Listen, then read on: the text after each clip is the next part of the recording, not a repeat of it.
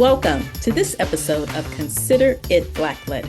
I am Kim Singleton, your host, and for those of you tuning in for the first time, Consider It Blacklit highlights films, television programs, and stage plays featuring African Americans up front and behind the scenes. We also discuss social issues as it relates to some of these programs and how they may or may not impact our communities. So thank you for tuning in, and we hope you continue to tune in each week. Today, it is my pleasure to highlight the hit Broadway musical, A Wonderful World, the Louis Armstrong Musical.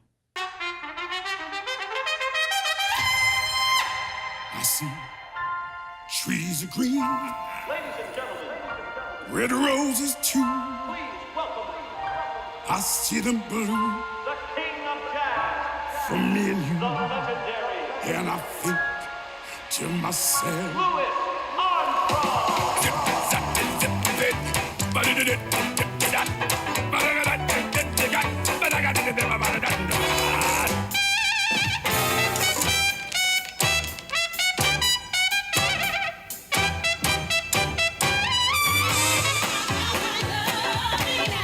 let me see that now.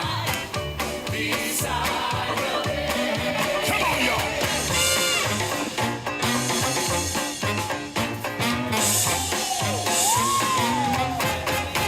Cause when you're smiling, Keep on smiling.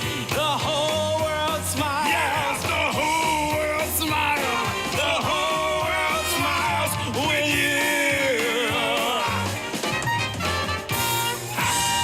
What a wonderful world. Today, I have the cast, but I'm going to let them introduce themselves. I'm going to start with James. Hello, my name is James Monroe Iglehart, and I get the privilege of playing Louis Armstrong in A Wonderful World, the Louis Armstrong Musical. Hi everyone, my name is Jennie Harney-Fleming and I get to play Lillian Harden Armstrong, wife number 2. Hi, my name is Kim Exum, and I play Alpha Smith, wife number 3. Hi, my name is Darlesia, and I play Lucille Wilson, wife number 4. And let me tell you guys, they were all so amazing. But let me start off by asking you this. How much did you know about Louis Armstrong before doing this project? Now, I was very familiar with his music. I was a fan of his music, but I really didn't know a lot about his personal life. So how much did you know about him before starting this project? And we'll start with Darlesia this time.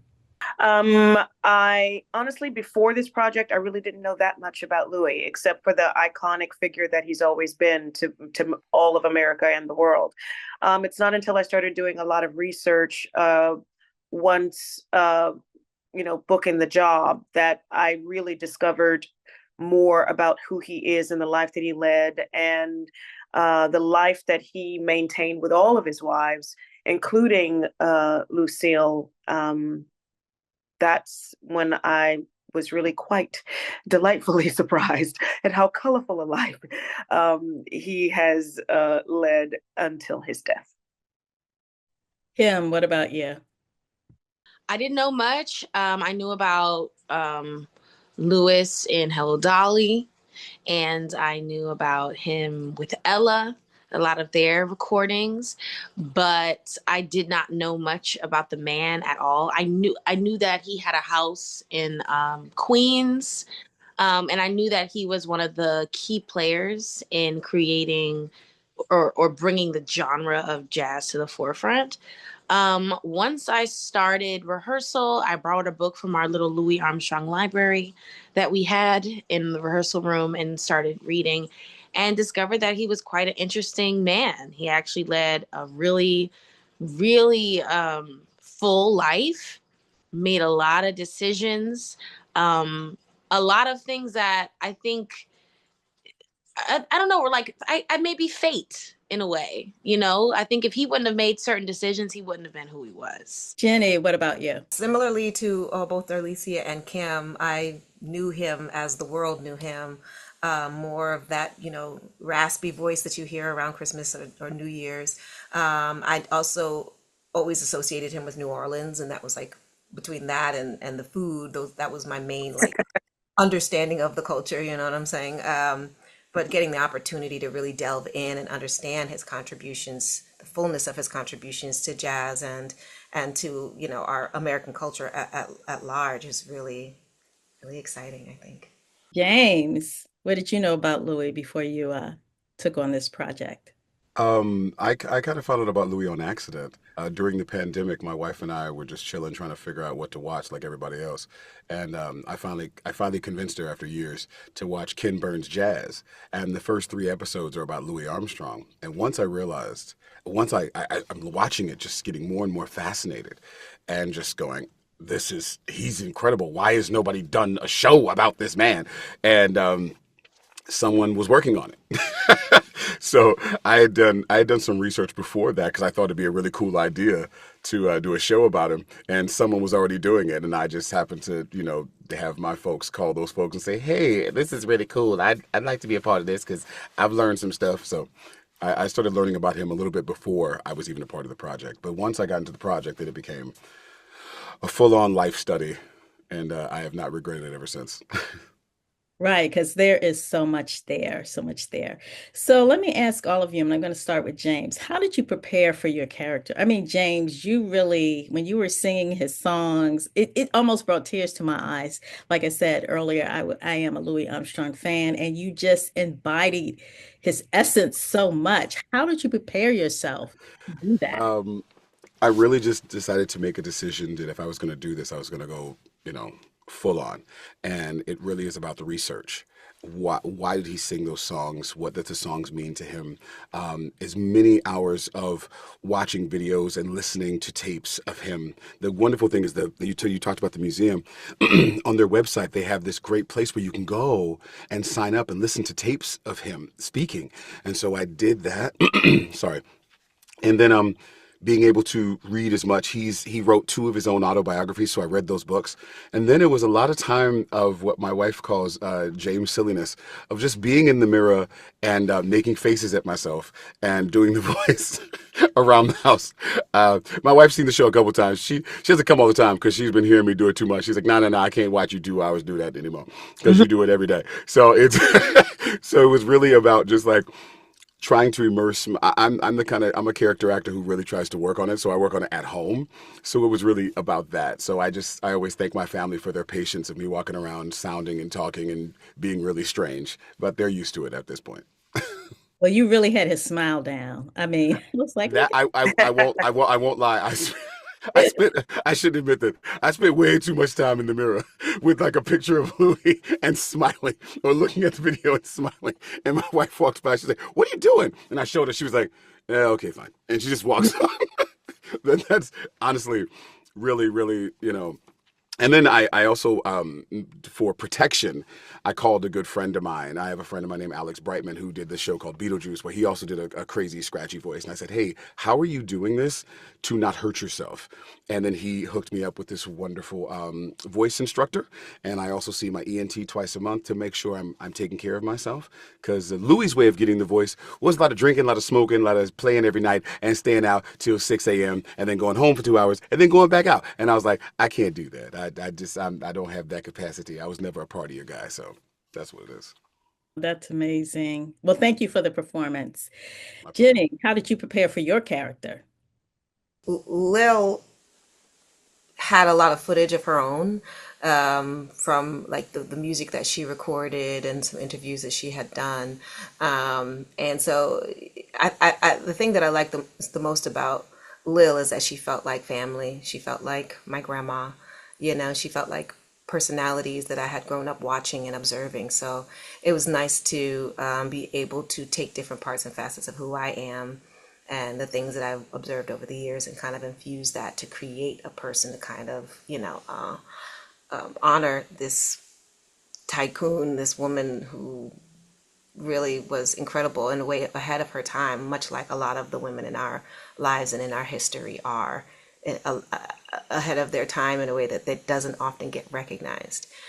So just similarly to everybody in the sense of reading the various books, there's a book called Just for a Thrill, that's about her, and just gives you a broader understanding of the history that was happening around her at the time, and how those things impacted a lot of her choices and her decision to move from Memphis to Chicago, and her relationship with her mom, and and then of course, like I said, there's a lot of footage of her music where you can get a chance to glean her personality and her sassiness and her savvy.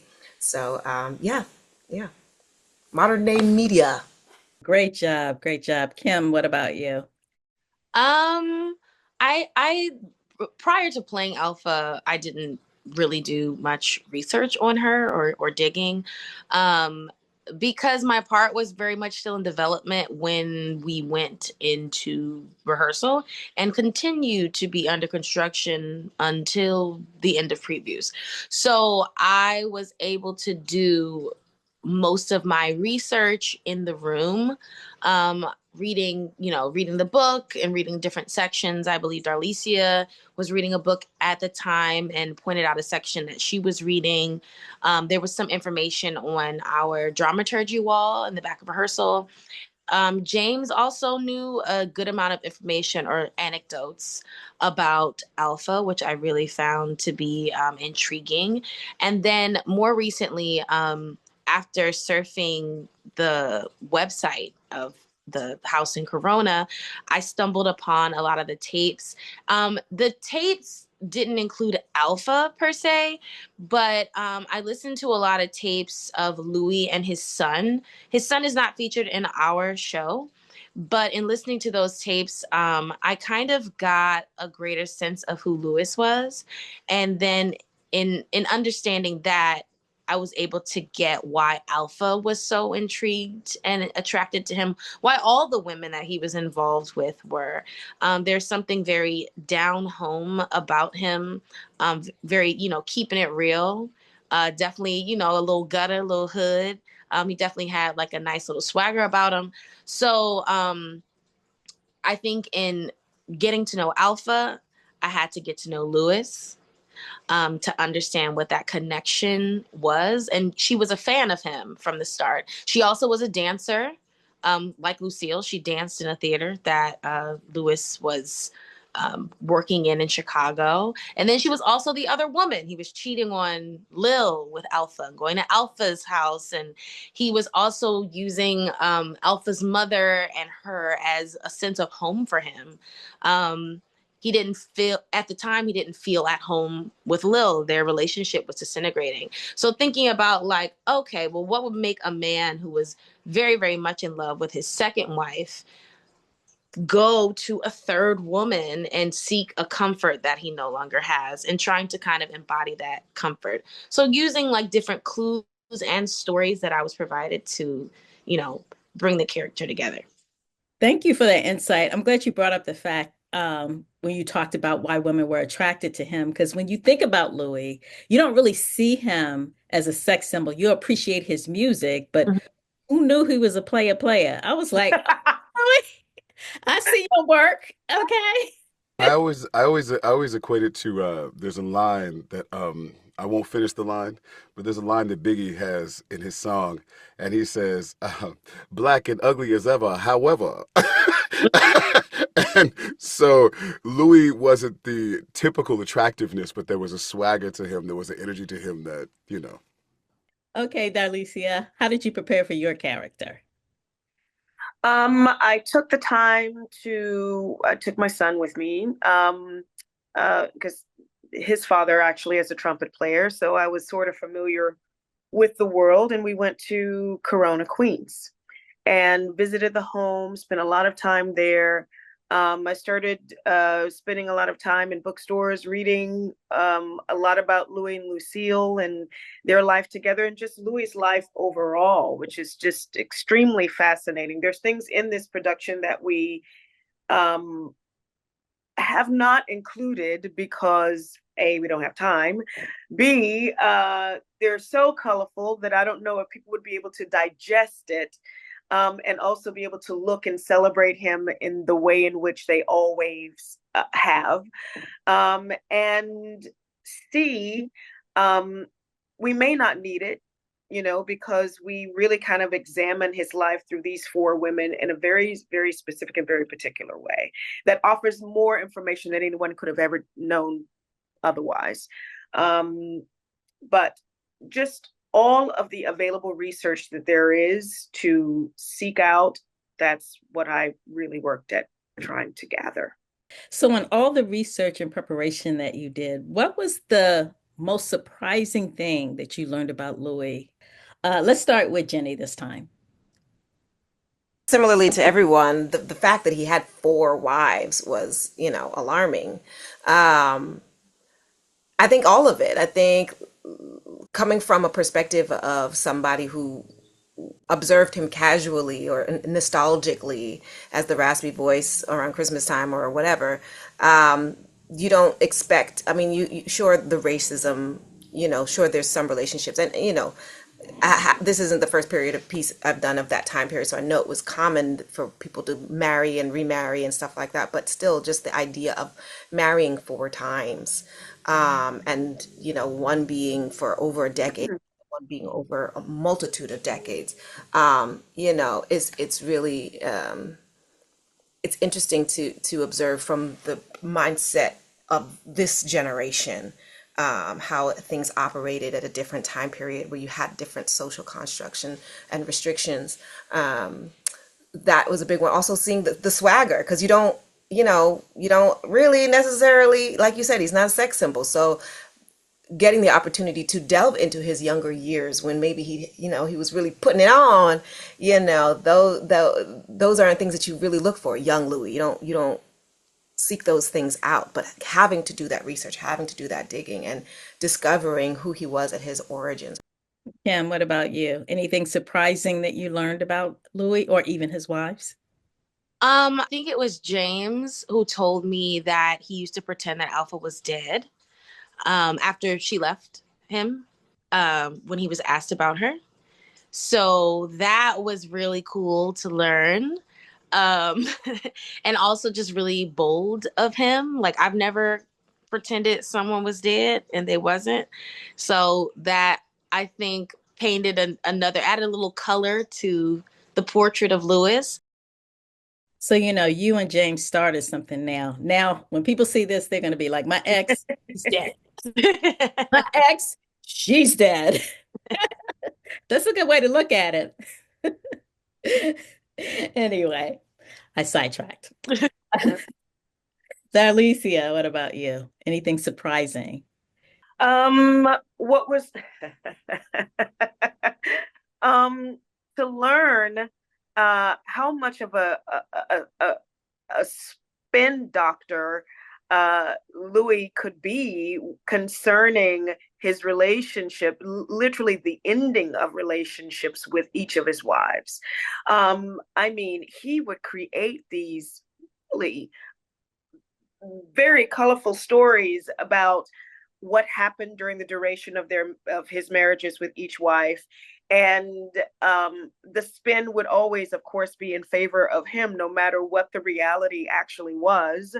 And he had the help of his manager, Joe Glazer, to do a lot of that, which for Lucille, she never really liked Joe Glazer, and so which continued to create a bit of a rift between him and her, and even Louis, because Louis really kind of entrusted all of his affairs to Joe, and Lucille was not necessarily happy with that. Very interesting. Wow. James, what about you? What were you surprised to learn?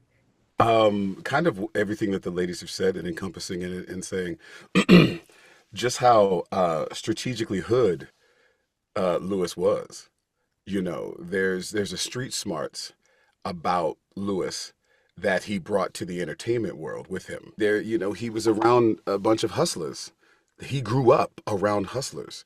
He grew up around men and women who had to navigate through a very hard time.